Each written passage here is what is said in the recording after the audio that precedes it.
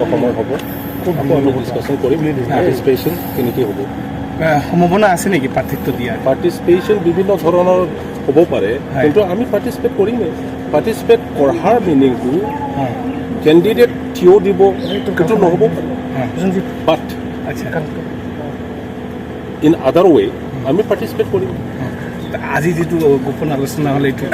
এইটো বৈঠক হ'ল এই বৈঠকৰ লগত কি ক'ব আপুনি জাষ্ট আমি বি টি চিত কি হৈ আছে কি হোৱা নাই ইয়াৰ সম্পৰ্কে আমাৰ এ ডি জি পি আৰু পুলিচ অফিচাৰসকলে আমি কয়েকজনৰ মাতি পেলাই কথা পাতিছোঁ ইয়াতে মই পাৰ্টিচিপেট কৰিছোঁ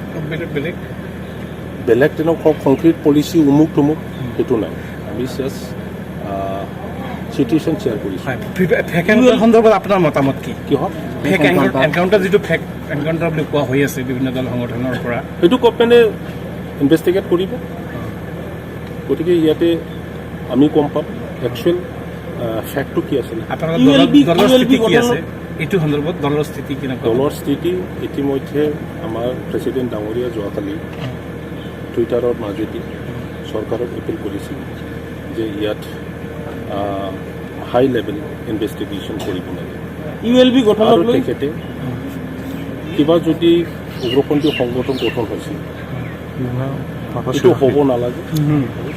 আৰু সেইটো ধৰণৰ বি টি চিত বা অসমত ভাইলেঞ্চ কৰিব নালাগে বুলি তেখেতে এপিল কৰিছে সেইটোৱে আমাৰ দলৰ সিদ্ধান্ত UBPLৰ জন্মৰ অন্তৰালত কোনো ৰাজনৈতিক বা কোনো অপশক্তি থাকিব পাৰে বুলি মন্তব্য কৰিছে কিছু সময় আগতে প্ৰমোদ বৰে ULB যিটো নতুন সংগঠন ৰাজনৈতিক ষড়যন্ত্ৰৰ কথা কৈছে তেনেকুৱা উগ্ৰপন্থী সংগঠন কৰি পেলাই ৰান কৰিব পাৰা মেনেজ কৰিব পাৰা আমি বি টি চিত ব্যক্তি দেখা নাই আৰু বি টি চি পাখীৰ কাৰণে আৰু বিশেষকৈ বড়োসকলৰ কাৰণে আজিৰ দিনত উগ্ৰপন্থী সংগঠন নালাগে আমি ভাইলেঞ্চ নিবিচাৰোঁ